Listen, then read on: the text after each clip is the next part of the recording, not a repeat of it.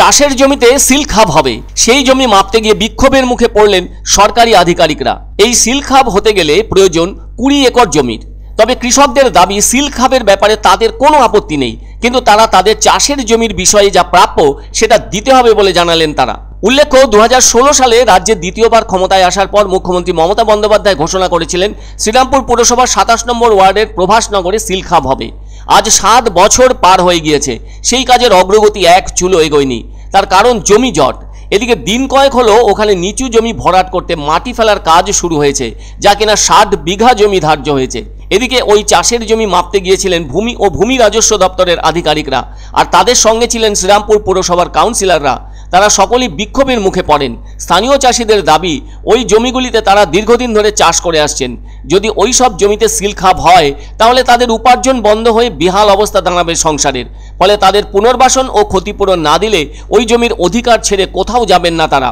এ ব্যাপারে প্রশাসনিক আধিকারিকরা ওই সময়ে দাবি করেন, সরকারি কিছু খাস জমি তো পড়েই রয়েছে, সেখানেই মুখ্যমন্ত্রী সিল খাপ করার কথা বলেছিলেন। শ্রীরামপুর ও বৈদ্যবাটির সিল্ক প্রিন্টিংকে এক ছাতার তলায় আনা হলে এতে অনেক মানুষের কর্মসংস্থান হবে।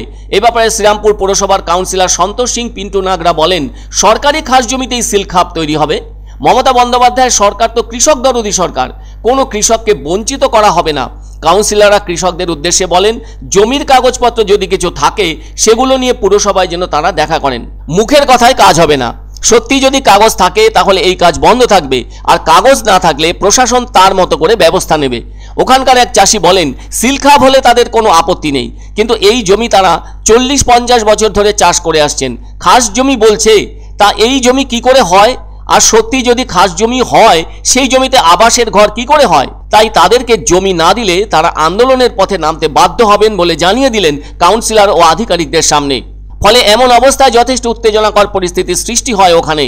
অন্যদিকে রেশম জাতীয় ভাবনাকে মাথায় রেখে কর্মসংস্থানের যে উদ্যোগ গ্রহণ করা হয়েছে প্রশাসনিকভাবে, তার বাস্তবায়নের দীর্ঘসূত্রিতা নিয়ে অনেকেই প্রশ্ন তুলেছেন। অনেকে জানেন, রেশম বা সিল্ক হলো এক ধরনের প্রাকৃতিক প্রোটিন তন্তু, যার কয়েকটি ধরন বস্ত্রশিল্প বয়নের কাজে ব্যবহার করা হয়ে থাকছে। আর আজও এই দেশে সিল্কের কদর রয়েছে। মুর্শিদাবাদ, মালদা রেশমের চাষের জন্য আজও বিখ্যাত হয়ে আছে। বিশ্বের সর্বপ্রথম চীনে রেশম চাষ হয়। সম্ভবত খ্রিস্টপূর্ব 3500 বছর আগে থেকেই চীনারা রেশমের ব্যবহার জানতেন। পরে তা জাপান, কোরিয়া ও ভারতে চলে আসে। আর এই দেশে রেশম শিল্পে অবিভক্ত বাংলার একটা সুনাম ছিল, আর সেটা আজও পশ্চিমবঙ্গের বুকে রয়েছে। তাই শ্রীরামপুরে রাজ্য সরকারের উদ্যোগে সিল্ক খাপ তৈরির প্রচেষ্টার জন্য জমির প্রয়োজন। সেজন্য আধিকারিকরা জমির ব্যাপারে কথা বলতে এলে কৃষকদের বিক্ষোভের মুখে পড়েন। এখন সমস্যা, আমরা সিল খাপের জন্য রাজি আছি, কিন্তু বলছে সরকারি জমি সরকার কোথা থেকে পাইছে। আমরা মালিকানা জমি চাষ করছি, বামফ্রন্টের আমলে কিছু ভুল বুঝার জন্য জমিটা ভেস করছে, তারপরেও আমরা চাষ করে যাচ্ছি। হাইকোর্টের 32 রকমের রায়ের কপি আছে। আমরা চাচ্ছি আমাদের 5 কাঠা করে বিঘে প্রতি জমি দিয়ে কোনটা জমি সিল খাপ করুক, আমাদের তাতে কোনো আফসোস নেই, আমাদের কোনো ঝামেলাও নাই। তারা যদি না আমাদের কিছু দেয়, আমরা আজকে 50-60 বছর ধরে চাষ করছি, আমার বাবা করে গেছে।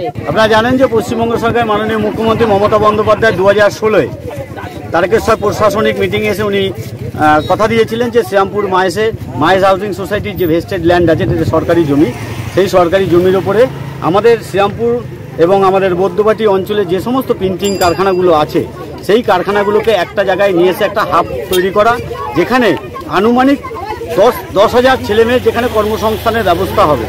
সেই কাজটা করার জন্যই আজকে দপ্তরের সমস্ত অফিসাররা এসছেন।